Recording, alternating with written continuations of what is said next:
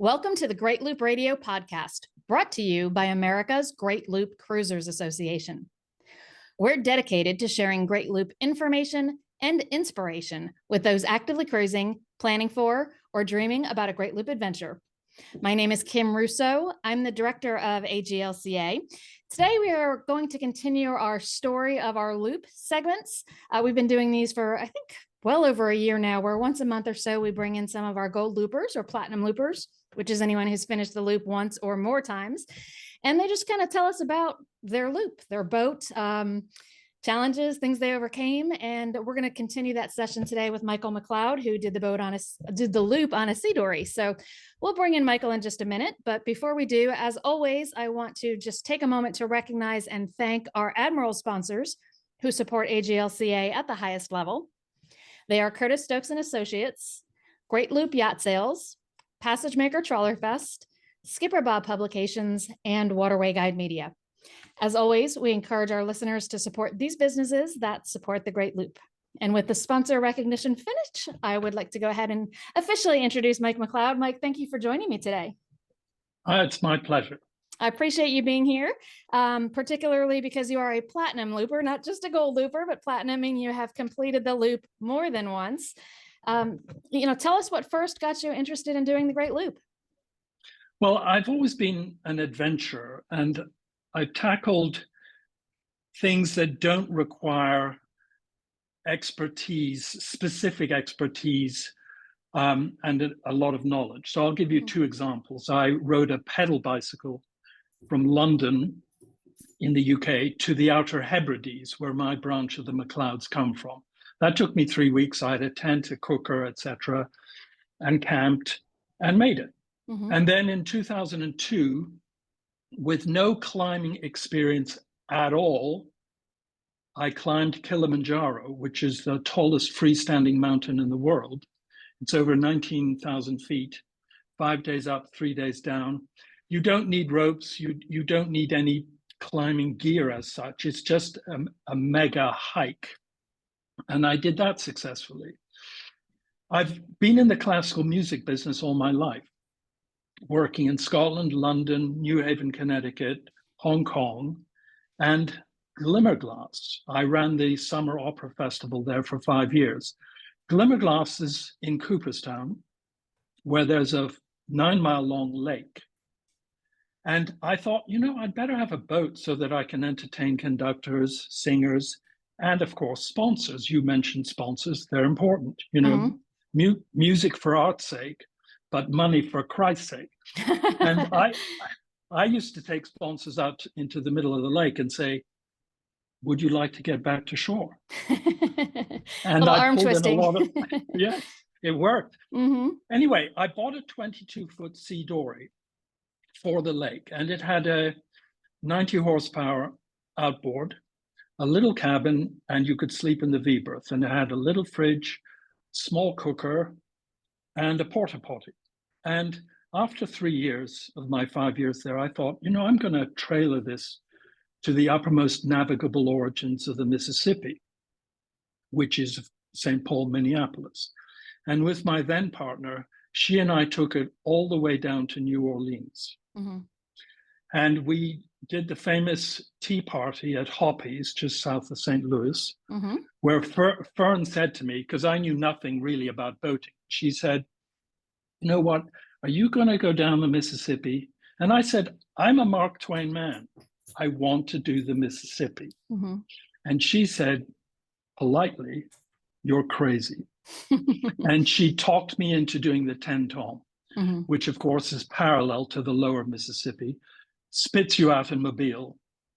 And we then made the 150 miles from Mobile to New Orleans. So I made it, so to speak, from the uppermost navigable origins of the Mississippi to New Orleans. That was in 2009. I then did an 8-year stint from 2011 to 2019 in Hong Kong.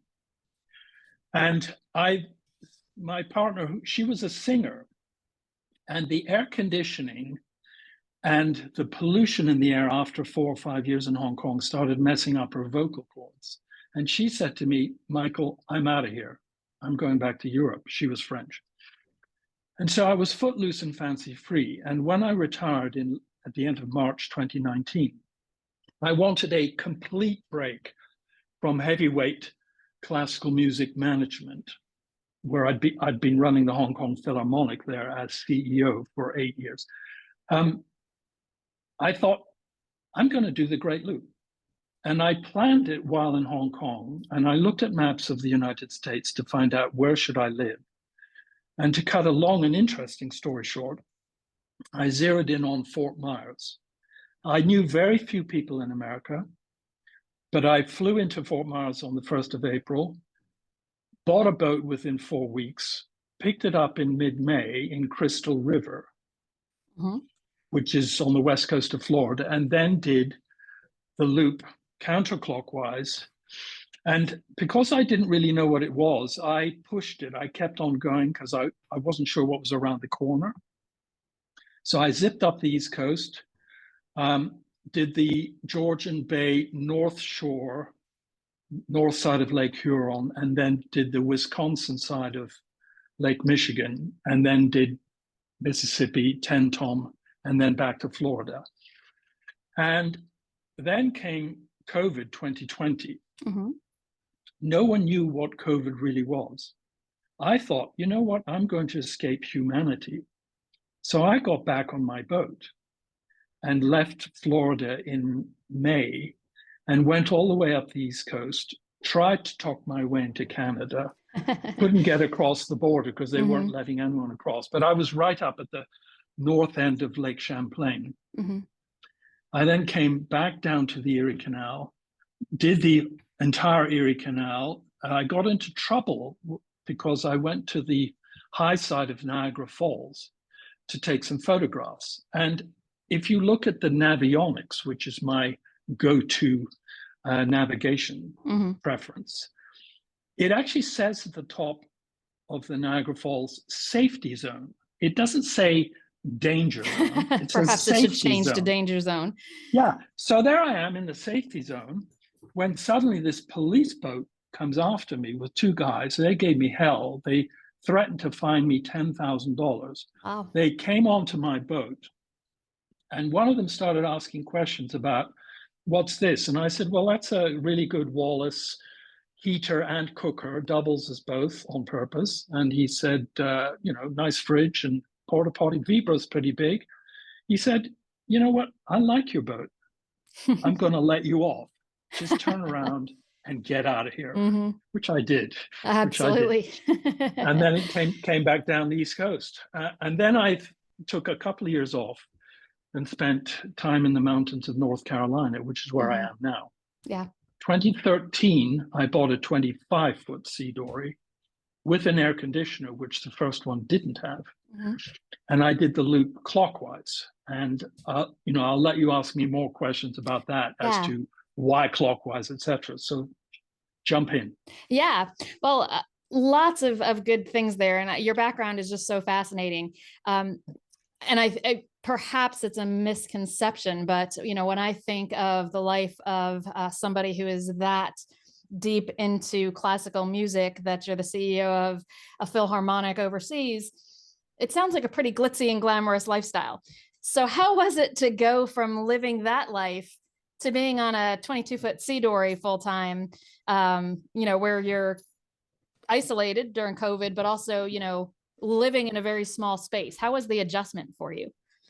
Well, I'm not sure because I haven't done it the other way, but I think some people retire and then they take on part-time jobs and they're sort of not sure, do I really enjoy this or not? Or I wish I was still working, or I wish I'd retired properly. That's why I, on purpose, decided to go from white to black or black to white. In other words, a total change from the buzz factor of having to deal with between 100 and 150 musicians and, prima donnas. I mean, you do know the difference, I assume, between a prima donna and a terrorist. I don't. You can negotiate with a terrorist. So I just thought, this is a great way just to start a new phase in my life. And it worked beautifully. I mean, I find and by the way, I didn't divorce myself from music. So on the first loop, one of the world's leading record companies, Deutsche Grammophon, decided to issue a box set of 222 CDs of every single note that the famous composer Bach wrote. Bach was arguably the godfather of all composers, and you just cannot go wrong with his music. And I decided to listen to nothing but Bach on the first loop. And I had the CDs put onto my iPhone by my IT guy in Hong Kong. I'm sure he loved doing that. And, you know, there I am cruising around America, listening to Bach and having an amazing time, meeting some great people. I mean, I met two couples in particular on the first loop. One couple who were from Wisconsin, who I met in Georgian Bay, and they had a 45-foot Sea Ray. And my 22, you know, bit iffy in the Great Lakes. And we were trying to get from Mackinac Island to the Wisconsin side of Lake Michigan. And I couldn't do it, but neither could they. And we ended up on Beaver Island for 2 nights and then managed to get across. And so I tucked in behind the boat in their wake. So they took the brunt of the big waves. So it was perfect for me. And then another lovely couple from Tampa, Florida, who I followed basically on the 10 Tom down to Mobile when their boat, they had a big one as well, 45 or so. The engine stopped as they were actually floating towards a marina in Mobile. So I left them there and carried on back to Florida by myself. Did the Gulf crossing from Carabel to Steinhatchee, which I think for someone in a 22-foot boat, that's arguably the most challenging leg of the entire loop. And unfortunately, the wind was blowing in the wrong direction for me, but because I'm here, you can tell I made it.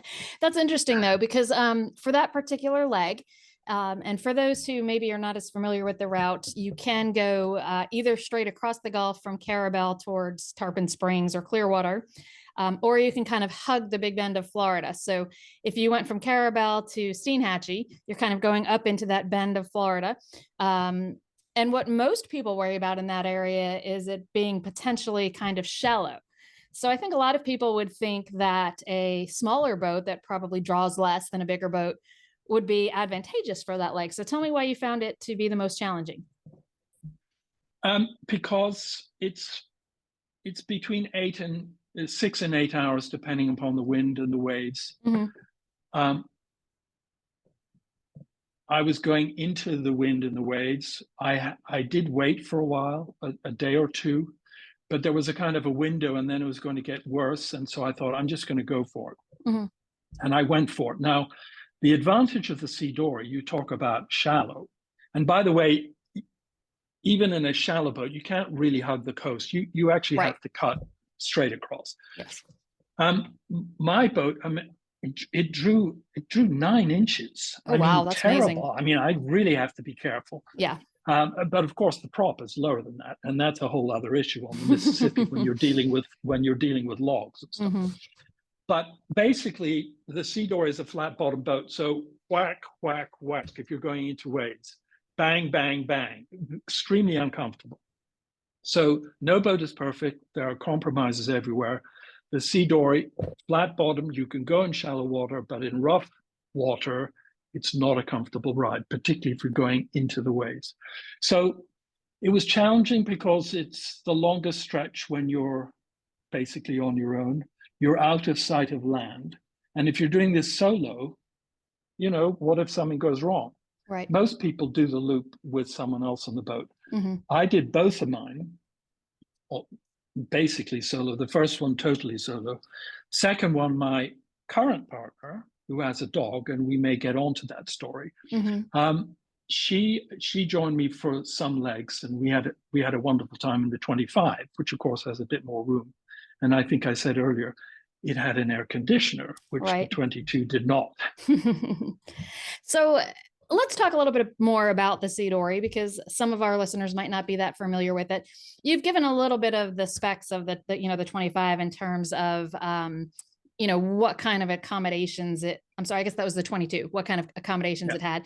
You did upgrade to the 25, and you mentioned the air conditioning, which is of course lovely to have. What other advantages did the 25 have that you found the 22 didn't? Not really many. It's just slightly larger everywhere. So it has a 12-inch draft, for example, instead of a 9-inch. I had a 200 Suzuki outboard, which meant I could go faster. But the configuration was almost identical. And that is a V-berth that 2 people can sleep in. You can collapse the dining room table. I call it the dining room table, so that you have a third sleeping area if you have a single guest.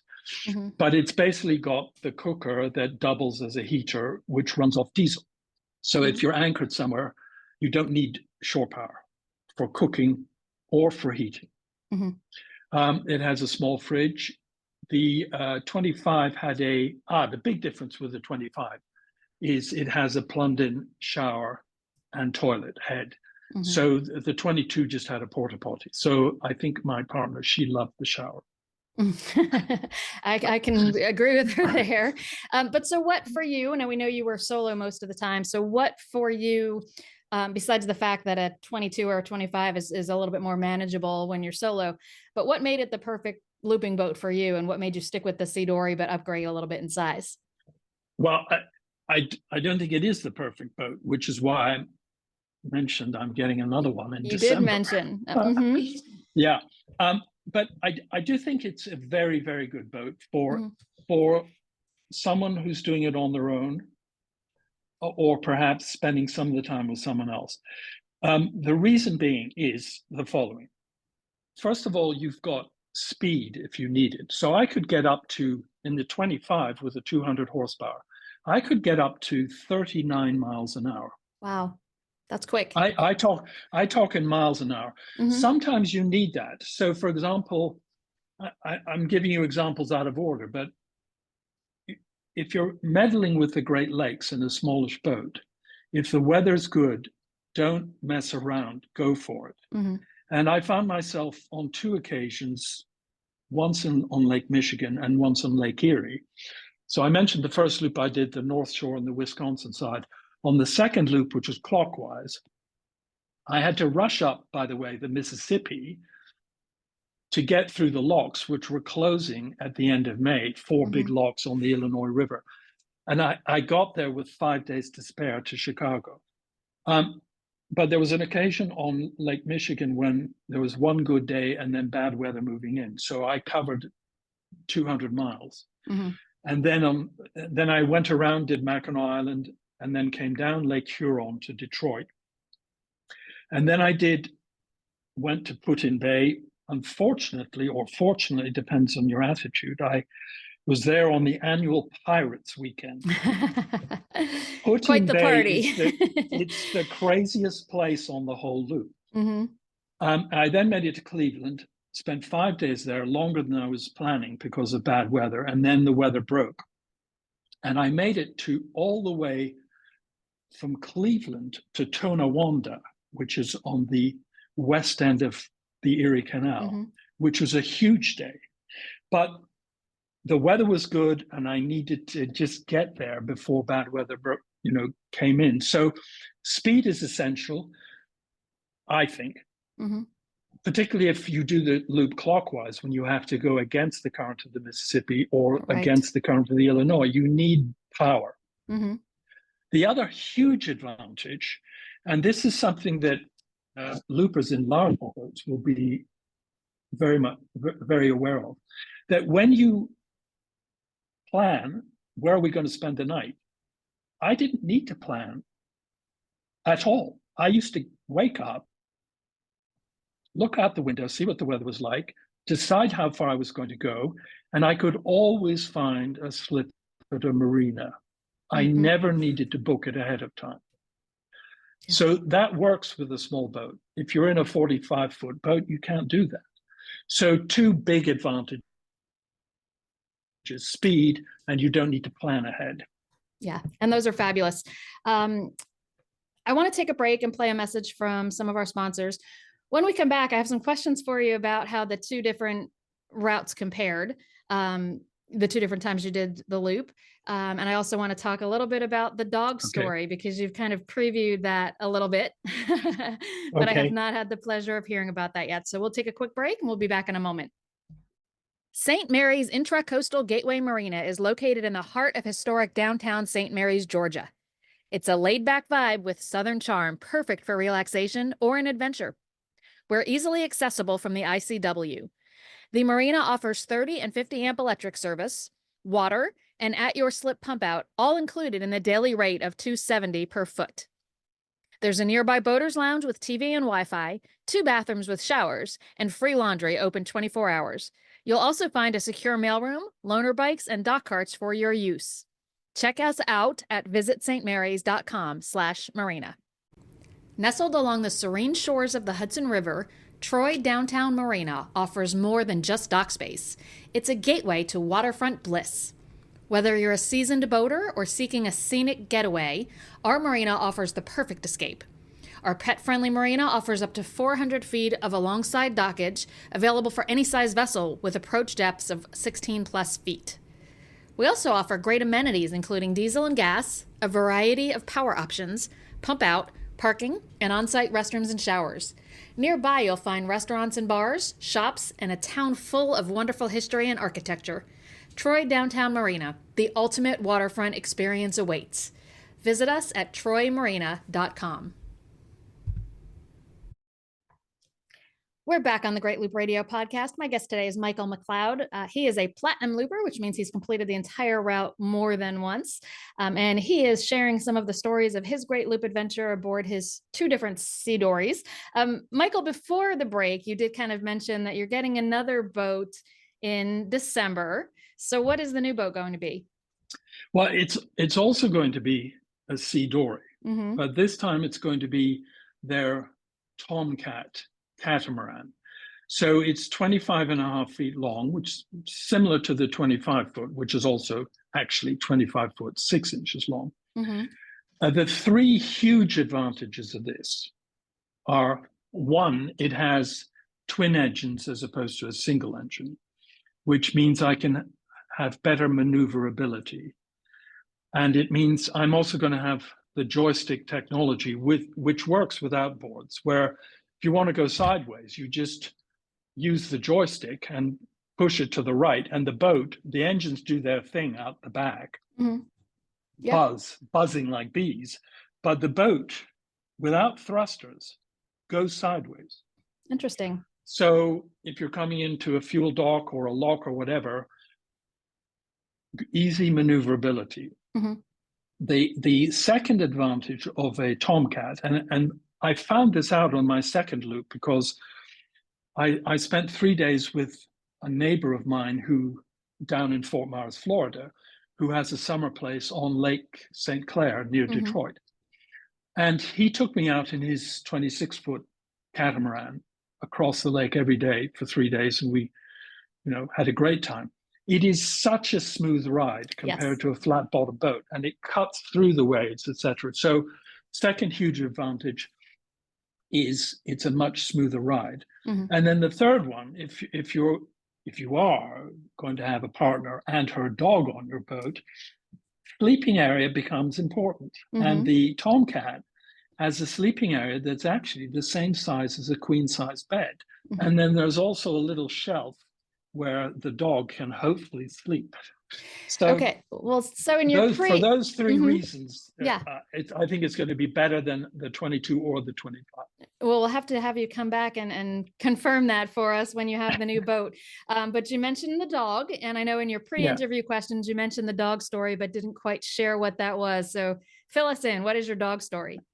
Okay, so in my 45 years in the classical music management business, which included a lot of opera, there is a saying that beware if you have children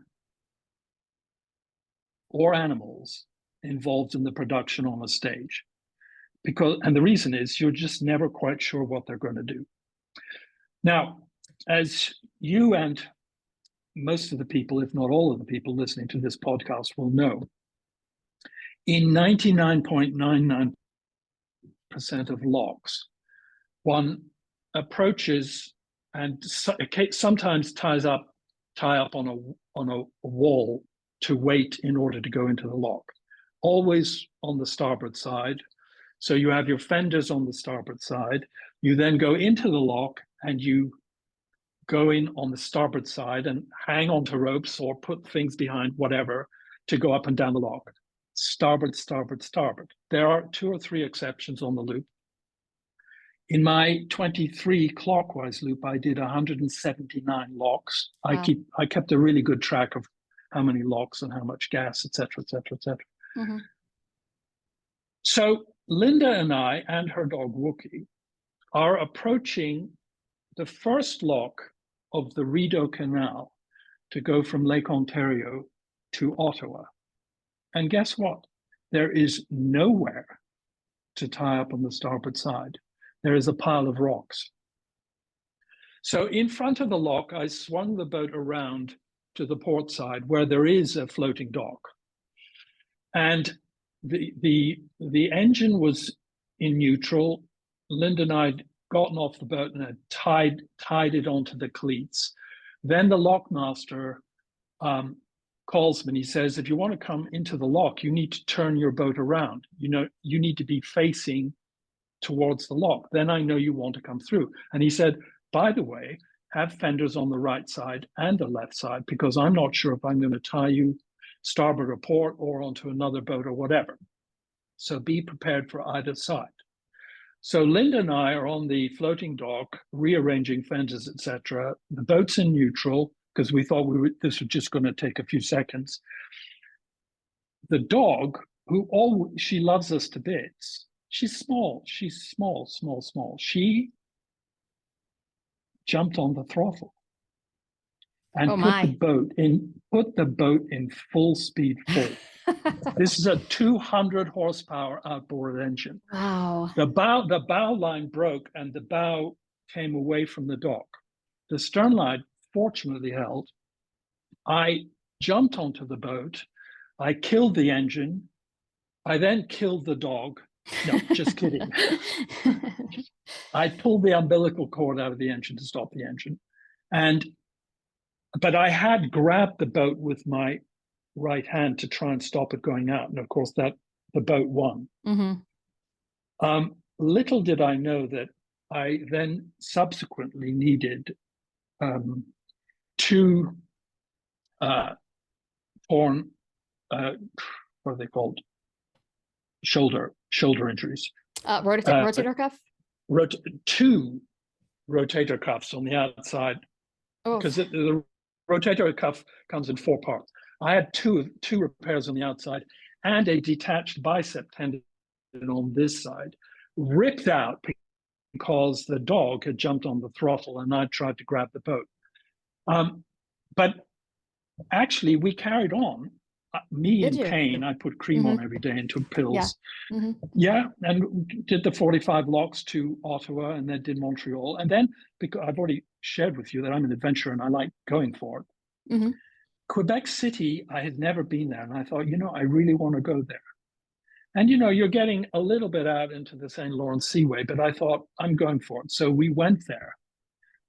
18-foot tides at Quebec City. Wow. And you actually need to get into a lock to get in to the main marina area of Quebec City.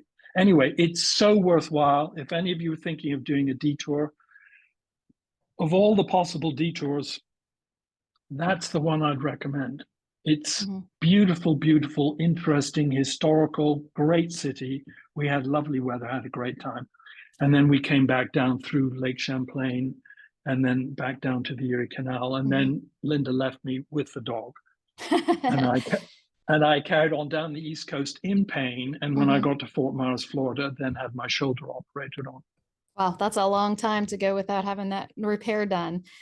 It sounds like because you've done so much cruising and 2 full loops, it sounds like you've done both the full length of the Erie Canal, is that correct? And also the Trent Severn through Canada, because most people have to choose one or the other of those Right. unless they're going to go around twice. So, With my boat when I was at Glimmerglass Opera in Cooperstown, I would trailer it to Albany or wherever. So I've done the Erie Canal 10 times. I've done the Trent Severn once in the 2019 loop. I recommend it highly. It's fantastic. It's got 3 of the most interesting locks in the world. For sure. And then I did the Rideau in the 23 loop just last year. But the main reason why I'm getting this catamaran is it's not that I want to do the loop again so much. And I may trailer it up to Lake Champlain because it's 25.5 feet and only 8 foot 6 inches across, which means you can trailer it without having flags and escorts and whatever. It's the catamaran Tomcat, C-Dory Tomcat, perfect boat for trailering. If you were to say to me, what is your favorite part of the loop? It is not the Mississippi. It is the Canadian section, Trent Severn, Rideau Canal. And I find that some of the lockmasters down on the Mississippi, and I've done the upper Mississippi in my first trip to New Orleans, but the Illinois, etc. Some of the lockmasters, first of all, they all have this guttural, deep voice with a very, very strong accent that I can't really understand what they're saying. They appear to be more often than not rude. The people who run the locks in Canada, I find, are like ambassadors for Canada. They tend to be students, volunteers, whatever. They are the sweetest people. They are so helpful. It's just a joy to be up there. And the scenery is so beautiful. The water is clean. And, to visit places like Toronto and Ottawa and Montreal and Quebec City, that's why I've got the Tomcat. I'm going to go back there and explore, maybe spend a summer or 2 up there, just doing the waterways. It's protected water. You're never out in big bodies of water where you need to worry about things. You're protected. Fantastic. Food's great. People are lovely. Yeah. So I recommend it highly. I think a lot of loopers would agree with you that the Canadian portion is certainly one of the highlights. What's your best advice, Michael, for somebody who maybe is just kind of in the planning stages and are you perhaps even just kind of contemplating whether this is really something they want to take on? What's your best advice for them? Well, I don't know if it's best advice. It would be my advice, which might be completely wrong. But I found through my life that if I have to think about something too much, I shouldn't do it. I'd rather just say, hey, that sounds like a great idea. Let's do it. And the more you plan, and I read, stories about people spending 18 months planning to do the loop. I'm thinking, this is crazy. Just do it. Yep. So that's one thing, that if you, and you know what, if it doesn't work out, you don't need to complete it. You can stop. Many people have done that. But I'm a goal-oriented person, so I rarely give up. I do it. But it's something we haven't touched on yet, which I think is important because money can be an object. That's, by the way, another reason for doing the C-Dory, because you get good fuel economy. Your prices at marinas are low because you pay by the foot. If you go in there and say it's 22 foot, it's a lot cheaper than a 45-foot boat. But anchoring, I found that quite stressful, and stressful because I was on my own, and therefore, if the anchor slipped or something went wrong, I wasn't quite sure how I was going to deal with that. And yet, having said that, one of the, arguably the highlight of my entire boating so far was when I came down the Hudson last year and got to New York, and the water was quite calm, the wind was quite low, and I went to the Statue of Liberty, circled it a couple of times, did the mandatory photos, and never thought, you know what, I'm going to anchor here overnight. And I did. And I hardly slept because I was worried about the Staten Island ferry hitting me or whatever that might have. But I think I actually chose a good spot that was out of the way of any other boats. And it felt good. And although I didn't sleep, I did wake up, in quotes, to the sun rising. And I captured an unbelievable video, which I took on my phone, of the sun rising. And then I spanned from the Manhattan skyline across to the Statue of Liberty and said, this is where I anchored last night. And that was, heartwarming, because, the Statue of Liberty means so much to so many people, particularly Europeans. And it was a magical, magical moment. Yeah. Take that away. If you're anchoring on your own, you need to be wary, because you're unlikely to sleep well. Agreed. When we anchor, which isn't frequently because Michael does not sleep I sleep great, but he stays on watch pretty much most of the night. Yeah. So Michael, as we wrap up, I have one more question for you. You kind of opened talking about what got you interested in the Great Loop, and you talked about your first journey down the Mississippi River and your interaction with Fern at Hoppy's. And for those of you who are not familiar with Hoppy's, it is a absolutely no frills kind of place where you can fuel up and have a safe place to tie up for the night on the upper Mississippi River. Fern these days is not doing her briefing. She is getting up there in age and her health is failing a bit. But her daughter does. Her daughter is running the place, but Fern is kind of a waterway icon in that part of the country and gives, back in the day, would give briefings to loopers and other transients coming through. So Michael, first of all, I'm surprised that she was able to convince you not to do the lower Mississippi, just based on our discussion and how you mentioned you're goal oriented and really wanted that Huck Finn kind of experience. So I'm surprised she talked you out of it. But my question really is, any regrets for not having done the lower Mississippi?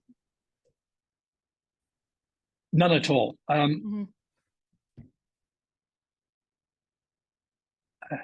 I mean, I haven't been on it, so obviously I can't say categorically, but my research tells me it's not particularly attractive. It's fast flowing. There's lots of debris. If you need fuel, you need to beach your boat and walk up to a gas station and somehow get it down to your boat, which is stressful in itself. And then when you get near, oh, by the way, I didn't say that in the 2009, when I was doing St. Paul, Minneapolis to New Orleans, the only navigation device I had, the only one, was a handheld car GPS.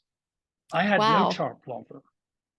So I was using markers. And I don't regret not having done that at all. And I didn't even think of doing it on the two proper loops, because the 10 tom is the way to go, folks. Absolutely, for pleasure craft. We do have some members who have done the lower Mississippi, but it certainly is not for the faint of heart. Fewer marinas, fewer anchorages, as you said, fewer fuel opportunities. So I think Fern gave you some good advice there, and you still got to New Orleans. It just was by a different waterway. But yes, even if New Orleans, for anybody listening, if that's part of your bucket list and want to do that as part of your Great Loop, for many it will be easier to do exactly what Michael did, which is come down the 10 tom to Mobile and then head west to New Orleans. It's a little bit of an easier task than trying to take the lower Mississippi. Michael, any last thoughts, anything I didn't ask that you'd like to make sure our listeners hear about?